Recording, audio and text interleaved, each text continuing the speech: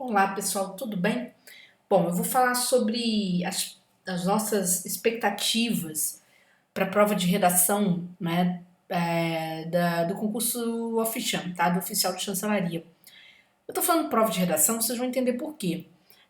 Quando a FGV fez o concurso, o que que ela fez? Ela pegou a discursiva e fragmentou em três partes, né? Que quem já está estudando para Oficial sabe que tem sido assim. Então, o que serão essas três partes? Três exercícios curtos, né? A produção de um resumo, uma interpretação, uma situação comunicativa. Isso FGV. Várias bancas fizeram a prova para oficial de chancelaria. Porém, né, quando a gente joga um olhar sobre o Sebrasp, pensando não só o Sebrasp em 2006, mas também pensando no Sebrasp em 2023, o que pode acontecer? A banca apresentar tão somente dois exercícios, assim como ela apresentou em 2006. Por quê? Ela vai naturalmente trazer um exercício em inglês, que é o exercício de uma tradução ou da produção de um texto em inglês, né, de uma discursiva, e apresentar uma redação em língua portuguesa, tá? Eu sou professora de língua portuguesa, né? Para quem não me conhece, meu nome é Júnia Andrade, sou professora há mais de 2 décadas para concurso. Então, o que eu estou falando para vocês é que eu estou colocando todo o meu conhecimento, né? E toda a minha todo o conjunto de informações com que eu lido todos os dias, naturalmente, né, no âmbito dos concursos. E geralmente quando eu passo essas informações para vocês, meus alunos, normalmente eu não erro não, tá, gente? Eu não me lembro assim.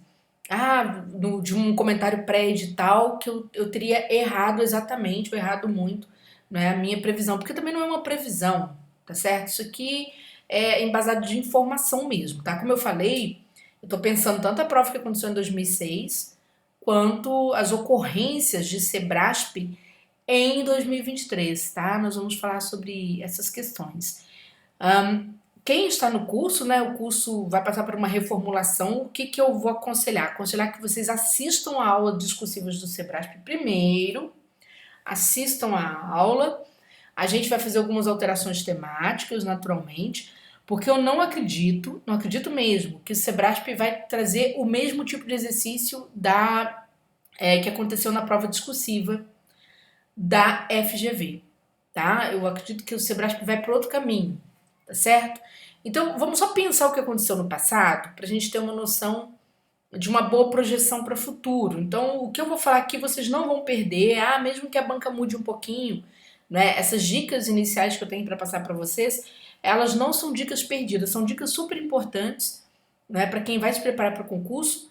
Mesmo que a banca mude o gênero do exercício, alguma coisa vocês vão aproveitar daqui, tá certo? Então, eu gosto de trabalhar nesse pré-prova, né, com alguma coisa importante. Até porque quem já trabalha, né, quem já fez curso comigo, sabe que todos os meus cursos são muito assim, prova, prova, prova. Eu tô sempre de olho em prova. Tanto é, por exemplo, que hoje que eu tô dando aula para vocês, saiu o resultado de uma redação do Sebrasp, tá? Da Secretaria de Fazenda do Ceará. E aí eu já até trouxe para cá para comentar como que foi a última visão da banca sobre o seu padrão de resposta, a forma como a banca apresentou a estrutura da questão. Isso tudo a gente tem que ficar sempre atento, porque a gente não pode acreditar em modelos, isso é muito importante. O modelo pré-pronto, gente, ele é muito bom para o cursinho. O aluno chega, ele se empolga, ele vem atrás de um mundo ideal e a gente sabe que não aprova, tá? Não aprova. Falar isso com uma postura limpa, uma postura ética, não é nem uma questão assim, que isso é um diferencial. Não, isso é uma obrigação, certo? Uma obrigação. Porque são questões muito sérias. Então, você tem que trabalhar de uma forma a funilar. A pessoa que vem procurar uma informação, assistir a um vídeo, um curso, você tem que oferecer alguma coisa bastante palatável para ela, porque ela precisa de um norte. Ela está investindo tempo, está investindo dinheiro, está investindo expectativa, na esperança aí de fazer alguma coisa por ela. Aliás, é um dos raros momentos da nossa vida em que a gente faz alguma coisa pra gente, em busca de várias coisas. Em busca, primeiro, de equilíbrio, uma vida mais equilibrada, em busca de uma vida com menos liquidez, não é? Porque a gente tem ali um dinheiro mensalmente garantido, É um autocuidado, é um momento de autocuidado, então é um momento de grande respeito. Então vamos lá. Vamos falar sobre o que aconteceu no passado, tá? Aqui, gente, a prova aplicada em 2006 para oficial de chancelaria pelo Sebrasp, né? Foi uma prova cujo edital ele trazia o seguinte: ele dividia a redação em dois exercícios, não é? O exercício de língua portuguesa e o exercício de inglês. Então, cada prova valia 7,5 pontos, que era um total de 15 pontos. Atualmente, o Sebrasp tem trabalhado, não é, com esse valor aqui, 30 pontos para 30 linhas. Uma predominância em 2023 dessa estrutura, tá? À época, a banca escreveu isso aqui no edital, ó, acompanhem comigo. As provas de redação e consistirão na elaboração de textos narrativos, dissertativos, descritivos, abordando temas atuais. Gente, quando a banca fez isso aqui, ela só criou uma pequena confusão, mas quando você fala sobre abordagem de temas atuais, você está falando de dissertação. Não tem outra coisa para ser, certo? E naturalmente o Sebrasp vai nesse sentido. A gente nunca viu em concurso uma proposta narrativa, assim, na prática. Você vê no edital, mas você não vê na prática. Por quê? Porque a criação de uma narração, o que é uma narração? É um relato. Você até tem trechos narrativos em relatórios, pareceres, em que se precisa relatar alguma coisa, não é? Para depois apresentar um parecer. Por exemplo, o concurso do AFT, né? Auditor Fiscal do Trabalho, um concurso, né, que eu fiz a preparação. Estou fazendo, aliás, a preparação dos alunos para esse concurso. O concurso do AFT, o último concurso que teve também feito pelo Sebrasp, trouxe lá um parecer, elaboração de um parecer. Então, naturalmente, quando o aluno recupera parte da narrativa, dos problemas que, né, foram verificados, apresentados pela situação problema, ele tem que narrar um pouco, ele tem que descrever um pouco. Mas ali é uma mera recuperação de algo que é muito objetivo, tá certo? Muito pontual. Mas um texto sobre temas atuais, quando a banca fala de atualidades, ela está discutindo, ela vai entrar no campo da explicação, que é a dissertação. A narração e a descrição, essas tipologias textuais acabam incidindo de forma pura em julgamento muito subjetivo, tá? Então, para concurso público não serve. O concurso público não se ocupa de aspectos subjetivos. O concurso ele se ocupa de uma predominância objetiva. E é isso que pesa, tá bom? Então, o que aconteceu ali, se a banca volta com essa proposta, eu já sei que é dissertação e são temas atuais. Daqui a pouco a gente comenta sobre possibilidades temáticas. Aí, quando foi em 2018, 2008, houve o concurso para assistente de chancelaria, né? Que é outro concurso público. Pessoal, o assistente, o que a banca fez? Ela trouxe questões curtas, certo? Valendo 2 pontos cada, ou seja, questões de 10 linhas no máximo, tá certo? E uma redação, tá bom? Eram várias questões curtas, salvo engano, acho que 4 questões, tá vendo? 4, isso é certinho, 4 questões. E essas questões tratavam de quê, Júnia? Ora, essas questões tratavam de administração pública, de noções de gestão, noções de administração, tá certo? Noções de recursos humanos, elas tratavam dessas questões. E eram questões formadas por itens. Por exemplo, caracterização de conflito interpessoal. Aí o aluno, ele busca, na teoria, não é, os aspectos de caracterização. Que aspectos? Por exemplo, ausência de processos estruturados, né, dentro de uma organização, né, problemas com liderança, diferenças de personalidade, né, entre ali, os colaboradores, etc. Então, o que você faz aqui, isso aqui de uma forma um pouco mais mecânica, certo? Isso aqui caiu para o assistente de chancelaria. Foram 4 questões dessa natureza e ainda assim, a banca pediu também uma redação, certo? Uma redação que já trazia a característica das redações um pouco mais atuais do Sebrasp, redações de 30 linhas, tá bom? Eu não trouxe o tema da redação aqui, mas o tema da redação era bem interessante porque havia uma preocupação com o futuro, tá? O futuro, parece, do trabalho no âmbito das novas tecnologias. Era uma coisa assim, uma sociedade informacional, uma questão assim. O que não está muito longe do que poderia ser pedido hoje, mas hoje nós temos temos outro vocabulário, né, melhor dizendo, que eu não posso falar um outro, falar até posso, eu não posso escrever. Falando sobre esse mundo do trabalho, né, e aí teremos outro vocabulário tecnológico, por exemplo, como, né, elementos como inteligência artificial, realidade aumentada, ou seja, que vão atuar, tá certo? A própria robótica, não é? Aprendizado de máquina, essas coisas que vão atuar aí na modificação do universo do trabalho, tá? Então você tem essas questões. Pode ser que a gente tenha um tema assim. Bom, como é que a banca. Júnior, tudo bem, né? Isso aqui você está mostrando sobre a redação à época. Hoje, como é que a banca tem estruturado a sua proposta de redação, geralmente em concurso público? Ela tem pedidos discursivos com valor de 30 pontos, tem sido a preocupação dela, tá? Isso aqui, gente, eu trouxe aqui um exemplo do que está acontecendo com o MEC, certo? Um exemplo que acontece com o MEC. A banca pega um assunto de tema da atualidade e associa a dois conhecimentos específicos do edital, administração pública e educação pública. Ela fez isso também numa prova, não é? Para um Ministério Público associado a um Tribunal de Contas. Ela fez isso também, salvo engano, foi o MPC do Piauí ou do Pará. Ela fez isso também, ela pediu um tema de atualidades associado a um conhecimento lá da área de controle. Eu acredito que é isso que vai acontecer com vocês. Há grandes chances de a banca fazer isso. Ela puxar atualidades, né? E pegar alguma coisa bem típico do oficial de chancelaria. Pode ser alguma coisa de administração pública, tá, pessoal? Mas podem ser também conhecimentos que tem a ver, não é, com questões ligadas à globalização. Então, somente assim, tá? Então, ela pode também ir para esse lado. Tudo bem?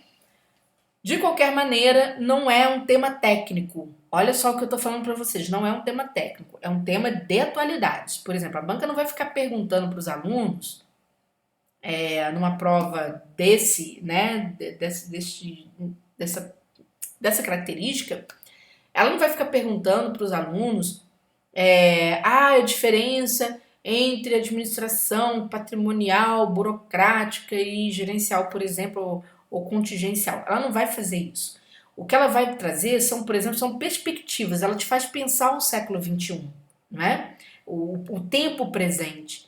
O que precisa ser feito na administração pública para que haja melhorias? Ou seja, que campos precisam ser modificados? E aí você tem que pensar, né? Ou que campos têm sido afetados, né? Que têm impedido com que a administração pública cumpra, né, os seus aspectos principiológicos, né, que ela atue em função do bem comum, tal como está previsto na Constituição, né, como um dos objetivos da República. Aí ela te faz pensar questões como, por exemplo, hoje a associação da questão do trabalho, dos governos e da transparência, quais mecanismos de transparência. Ela não vai te perguntar isso, ela vai jogar basicamente o seguinte: a questão da transparência na administração pública, né? Ela vai criar aspectos relacionais e aí você, com o seu conteúdo técnico, é que você usa para fundamentar. Eu conheço vários mecanismos, várias políticas de transparência, várias normas e posso, na hora que eu estiver explicando, posso trazer isso para poder fundamentar a minha explicação. É isso que a banca vai fazer, tá? A relação, por exemplo, da administração pública, né, e novas formas de pactuação com entidades privadas, tá certo? Ou seja, você pensar num sistema de governabilidade ou mesmo de governança que seja pactuado entre o poder público e a sociedade civil.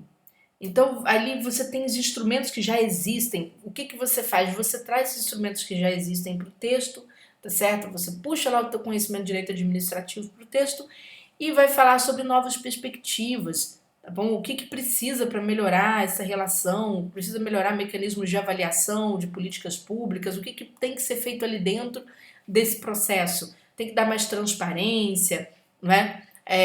Tem que melhorar o ambiente digital, né, do governo, etc. Então, o que a banca vai te fazer é pegar o teu instrumento de conhecimento que você já detém, né? Você, na verdade, deteve durante o curso da preparação, e você tem que trazer isso para você fundamentar, para a tua redação não ficar vazia. Porque senão há esse risco, sim, de o aluno, a banca, ela faz perguntas bem gerais, assim, com uma característica mais generalista. O aluno que não tem muito conhecimento, ele acaba escrevendo de uma forma mais voltada para uma digressão do que para um esclarecimento, para uma comprovação de ideias, tá bom? Então eu acredito que o Sebrasp vai trabalhar, a gente vai reformular o nosso curso nesse sentido, né? Eu começo hoje aqui a reformulação do curso, no turma de redação, preocupada com a característica Sebrasp de dissertação. Não perco nada por reformular dessa forma. Ah, e se a banca trouxe uma interpretação? O meu aluno sabe pelo menos a estrutura do Sebrasp, como o Sebrasp tem o hábito de estruturar as suas questões, tá bom? E ele vai ter ali uma forma de organizar o texto que, primando esse texto pela coerência e pela coesão, porque hoje é uma questão importante para a banca, tá? O que o Sebrasp tem avaliado? Né? Ele avalia o conhecimento, o tanto que você conhece aquele assunto, por isso que eu falei muito sobre associação de atualidades com disciplinas específicas do teu concurso. A forma como você se expressa é muito cobrado, então não adianta saber só conteúdo e se expressar com pouca clareza, com pouca... com uma expressão um pouco fidedigna ao que a banca propôs lá no tema para você, não é? Apresentar o assunto de forma fragmentada, ou seja, não ter uma noção de progressão textual mínima. Então isso é bem sério e a gente tem que começar já a se preocupar com isso, tá? A avaliação gramatical de vocês para o Sebrasp será uma avaliação um pouquinho mais rígida, a banca deve jogar esse multiplicador 6, o que leva as perdas gramaticais aqui a descontos, né, de 0,2 ponto, tá, gente, por erro gramatical. A correção gramatical para vocês é um pouco mais rígida quando a gente olha para outros concursos públicos, em que a banca tira um pouquinho o pé, né, o pé pesado que ela tem ali na avaliação. No de vocês não, vocês têm uma avaliação um pouquinho rígida, tá bom?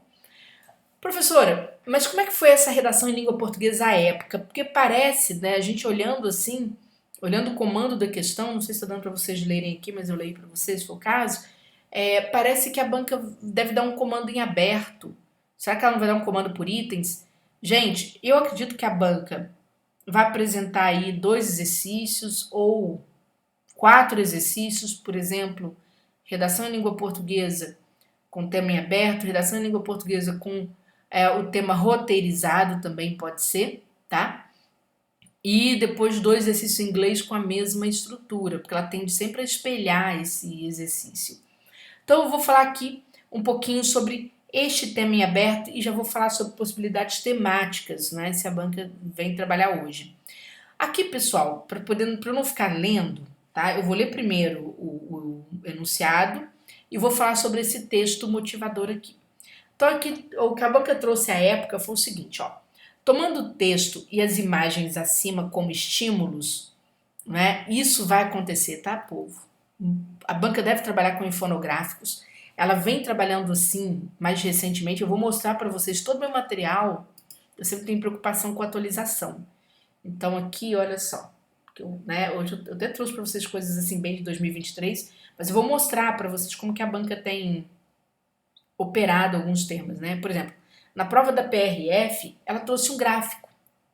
E esse gráfico, ele colocava os alunos, se o aluno não tivesse preparado para ler gráfico, o que o aluno fazia? O aluno errava a redação. Por quê?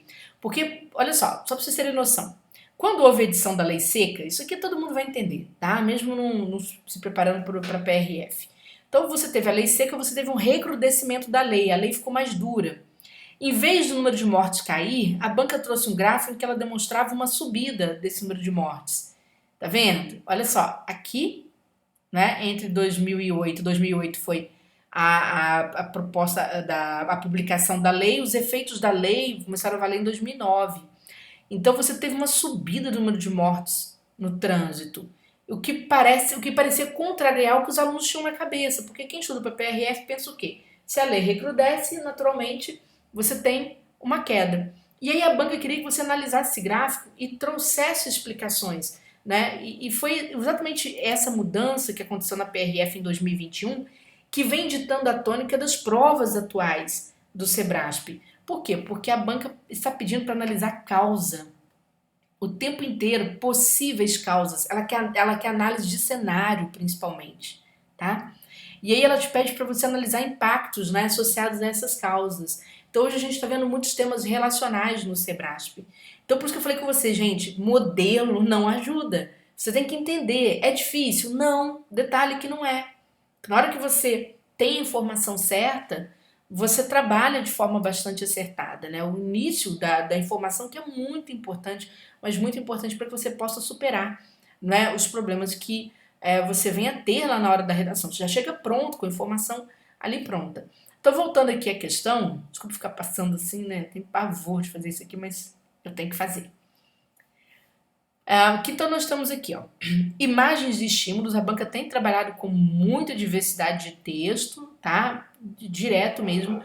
Esse marco, como eu falei com vocês, começa na PRF e depois nós temos mais redações atuais em que isso aconteceu, tá bom? No material vocês vão ver que tem mais. E aí, a gente tem a parte verbal do texto, né? E a parte não verbal, que são as figuras, tá certo? Ou a parte mista, né? Que você mistura verbo aqui, ou seja, palavra e imagem, para que você possa pensar o que a banca quer. E ela diz, ó, que no mundo de hoje, ó, tomando-se o texto, as imagens como estímulos e considerando que no mundo de hoje qualquer conflito local pode vir a interferir no contexto global, gente, isso aqui volta, tá? Redija um texto dissertativo que identifique na realidade brasileira, é sempre assim, alguma espécie de problema dessa abrangência, ou seja, um conflito local que cause interferência na global, e aponte possíveis soluções para gerenciar um eventual impasse. Ô, gente, é a construção do cenário. A gente falou que em 2021, mostrei para vocês a prova da PRF, né? A banca entrando, trazendo para você situações para você pensar. Veja só, não é só atualidades, ela quer que você pense aquele cenário, né? Você saia da caixa. A caixa comum para os PRFs era achar o quê? Achar que com o recrudescimento da lei haveria menos mortes. A banca trouxe o cenário em contrário. Ela quis que a pessoa pensasse. Qual é a chance disso acontecer em off-cham?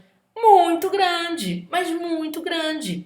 Por quê? Porque ela já fez isso no passado com vocês, não é? Ocorre que esses eventos pretéritos aconteceram em off-cham de uma forma estanque e depois não se repetiram de 2006 até 2021. Em 2021 ela repete esse evento na prova da PRF, por isso está no material de vocês, e vai mantendo esse tipo de situação em alguns exames de forma selecionada, mas vai repetindo. Quer ver? Olha só.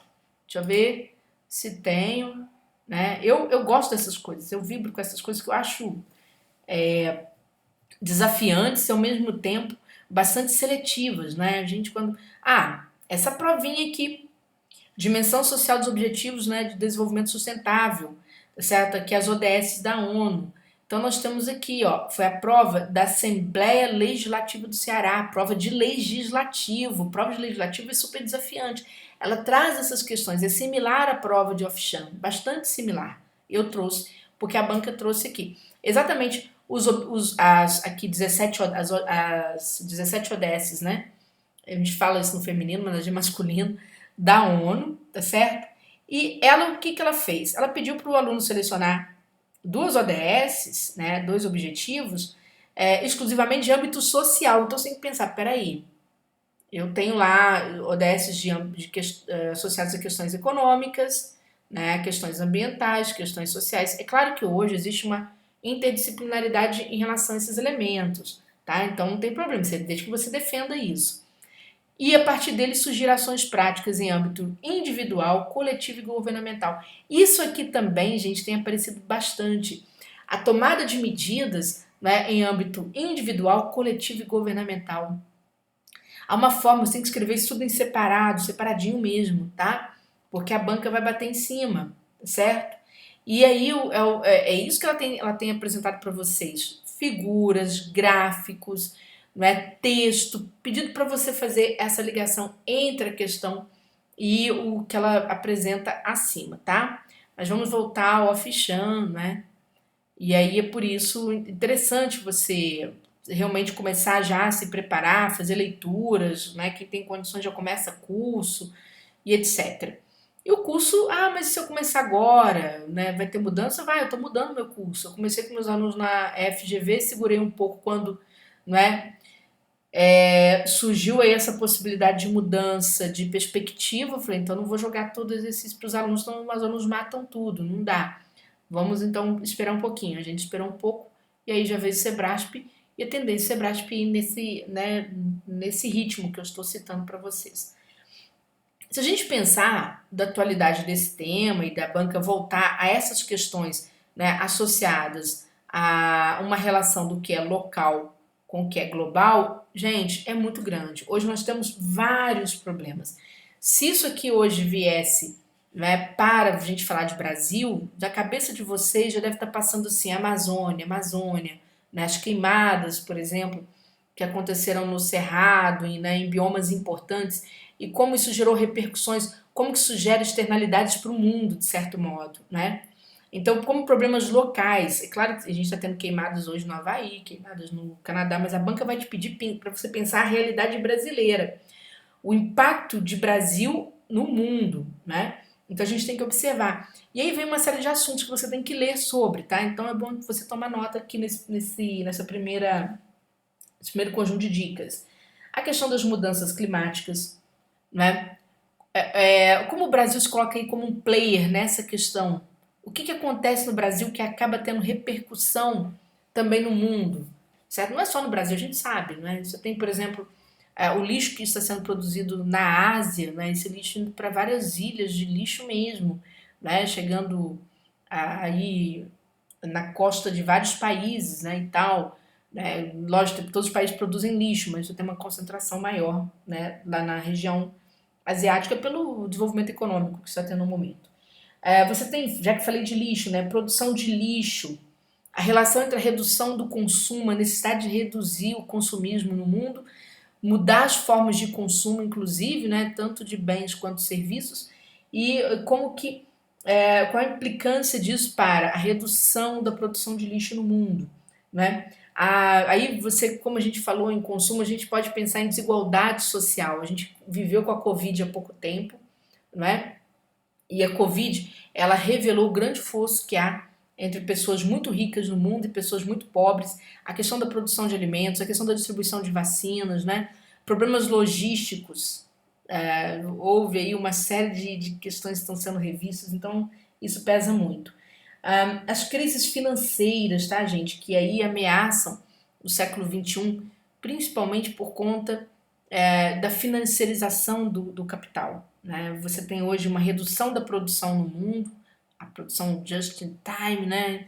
Certo? Ou seja, um modo de produção ali por encomenda, há uma redução dos parques fabris, e aí você tem mudanças, tem repercussão em várias questões, tá certo? Você tem mais especulação financeira, porque o dinheiro está mais, né, tá mais volátil, vamos dizer assim.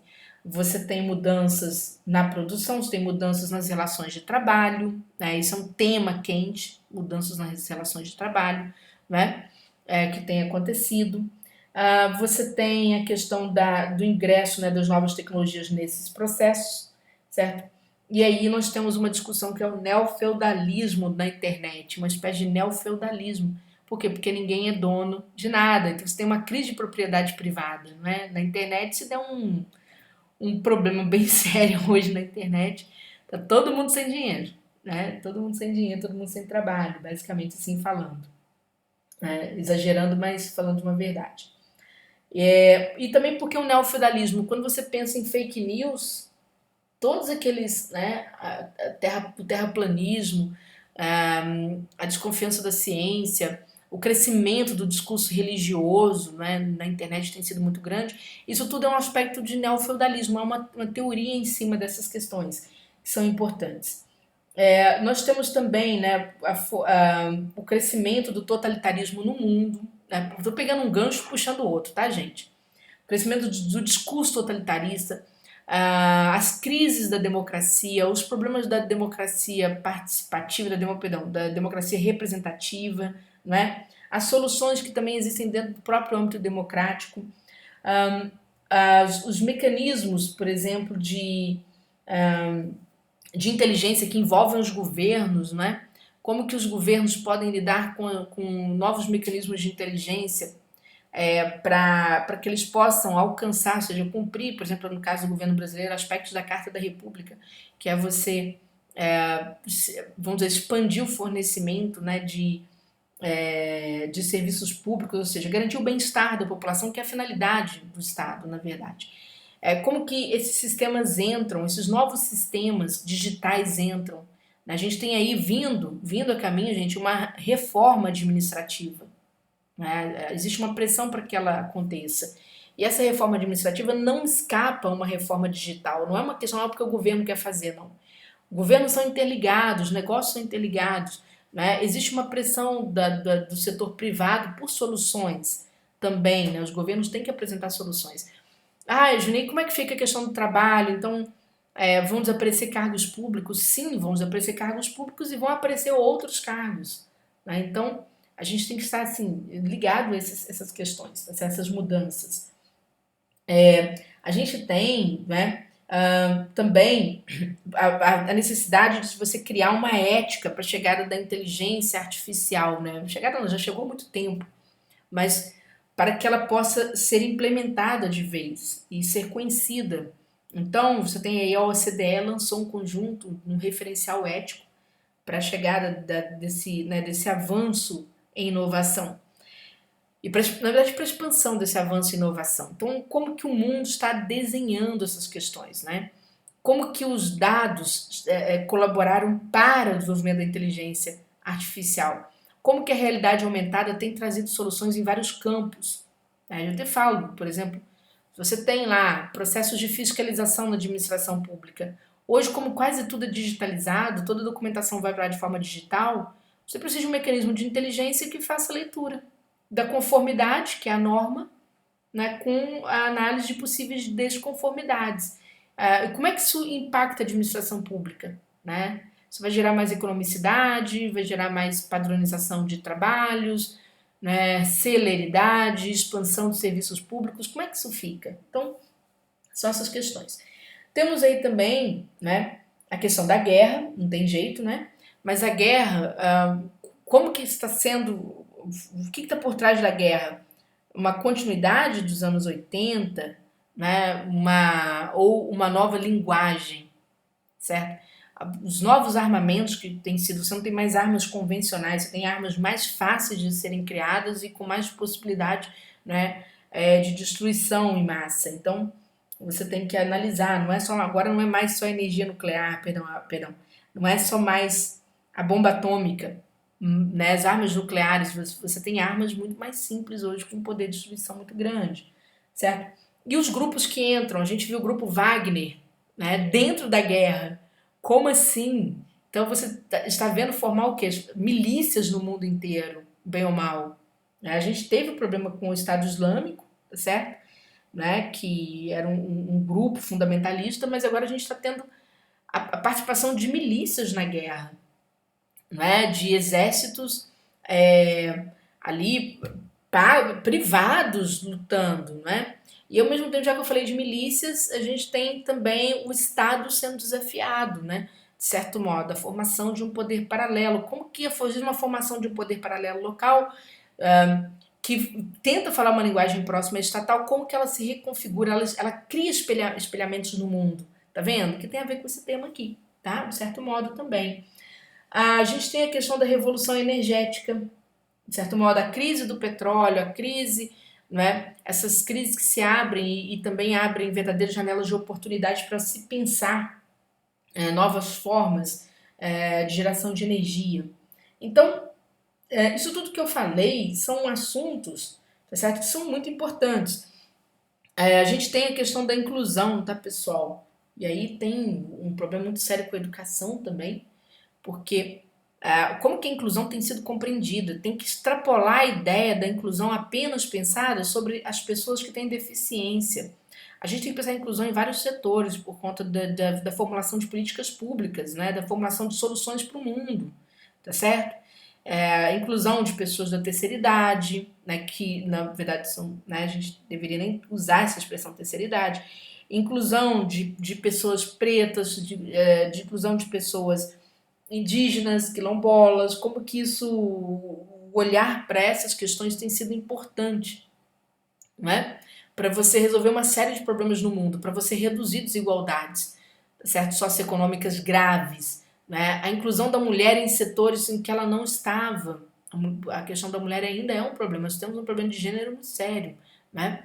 A redefinição dos corpos, né? Uma visão sobre os corpos das pessoas, as relações de identidade, muito cobradas em prova da chancelaria, não é? As relações de identidade, como que a gente se vê perante o outro, né? Nas chamadas relações de alteridade, a construção da nossa identidade, a construção da nossa identidade particular, certo? Então, isso tudo são temas que chamam muita atenção. E a tendência é a banca, né, trazer uma proposta sim, tá? Ela pode dar de forma aberta. Quando ela faz essa construção de forma aberta, isso eu vou explicar para vocês no curso também.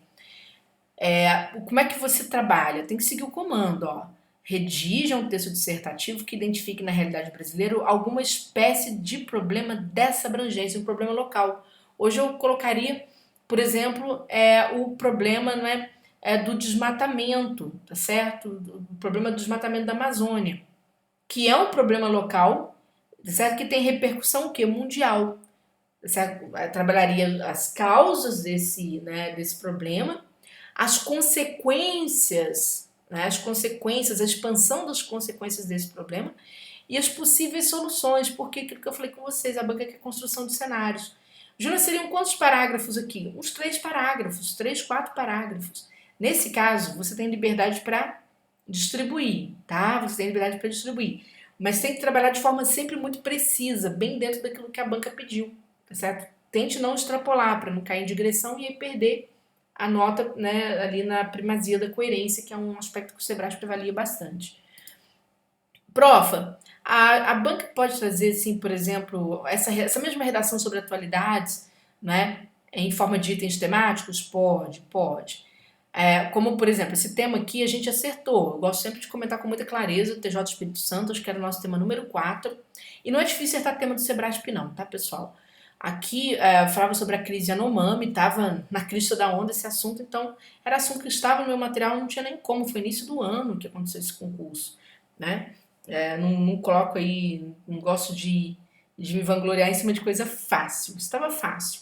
E aí os alunos foram bem, eu até trouxe aqui uma redação, depois a gente vai comentar no curso, que eu trouxe padrão, como que a banca analisa, a gente vai avaliar depois, né?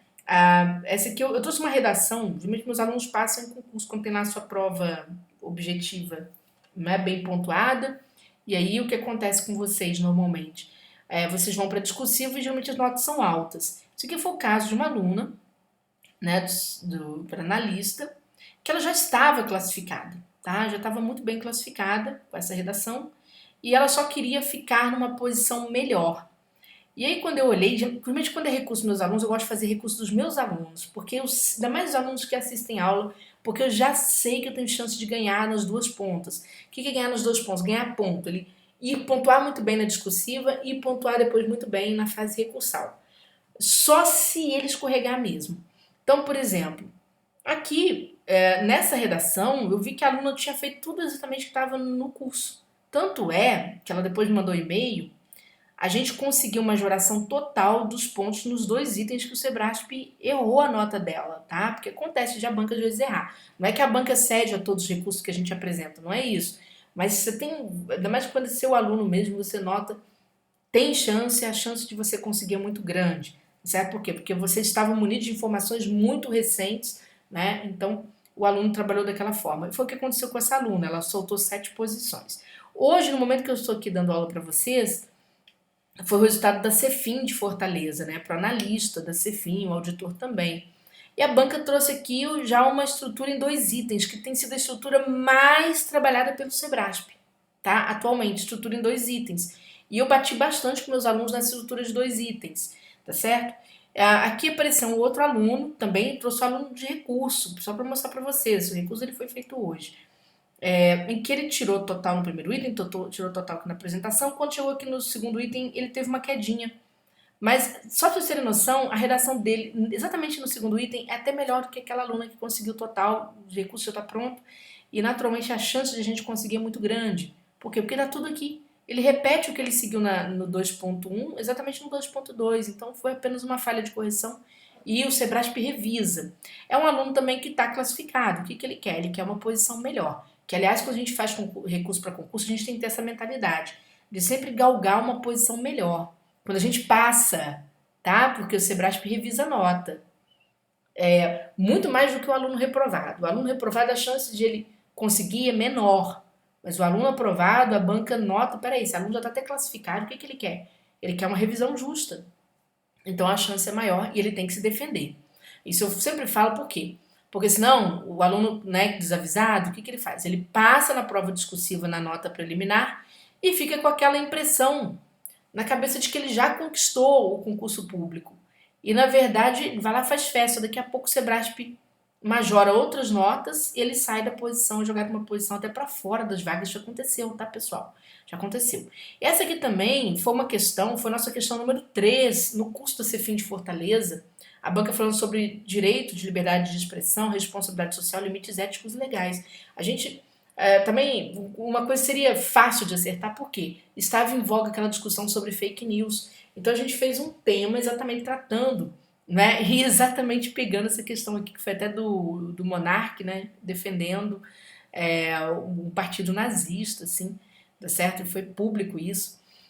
E aí a gente trouxe, veio exatamente, por isso que eu falo com vocês, o Sebrasp não tem muito segredo, gente. Acertar a questão do Sebrasp não tem muito segredo.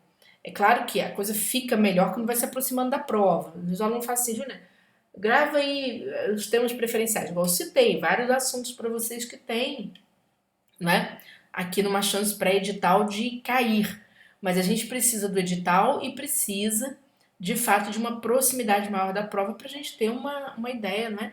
Para traçar esse cenário de uma forma melhor.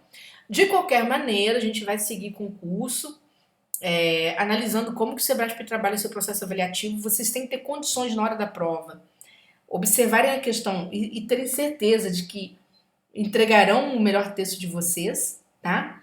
Porque isso é importante até mesmo para vocês saberem se cabe recurso ou não, para não ficar na mão de avaliadores, né, oportunistas que vão pegar ali 2 dias, às vezes, e vão falar, ó, cabe recurso. Tu tem que ter condições de entender o processo avaliativo, isso é muito importante. Porque, às vezes, gente, eu vejo, às vezes, depoimento de aluno que fala assim, na hora da prova, o aluno tinha certeza que ia passar no concurso. Isso é muito interessante. Na hora da prova, eu olhar para o meu caderno de provas, enquanto tá todo mundo tenso, tem gente que até chora, né? Tem um relato de uma aluna, ela falou, comecei a chorar na hora da prova porque eu vi ali tudo que eu tinha estudado, eu já tinha a redação quase desenhada na minha cabeça, mas não é porque decorou uma fórmula, não é isso, é porque entendeu o processo, já sabia por onde começar e sabia como ia terminar, né? A aluna passou, qual foi? Foi um TRT? Tentar lembrar até, essa aluna fez um relato interessante. Então teve essa questão, tá? Então a gente tem que buscar sempre trabalhar com muita informação. A gente vai começar dessa forma, aqui no Turno de Redação Concursos, com a redação comum do Sebrasp, toda a estruturação, o modelo avaliativo. Ah, saiu o edital. A gente vai lá, modifica a estrutura para fazer adaptação, tá certo? Mas a tendência, eu falo para vocês, a tendência é não repetir exercícios, né? Igual eu falei para vocês, a FGV, só uma curiosidade, tá? Pra gente fechar.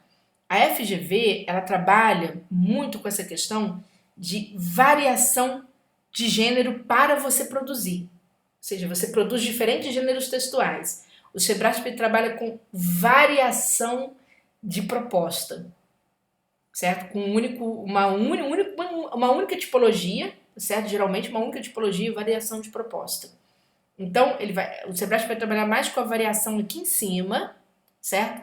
E o ditame aqui embaixo para você produzir, mas vai ser dissertação. A tendência aí é praticamente 90% de que a coisa corra nesse sentido, tá? Bom, a gente vai seguir assim estudando, né, aqui no Turma de Direção Concursos. Espero que vocês tenham gostado aí né, a notícia é boa, eu acho proveitoso que seja o Sebrasp.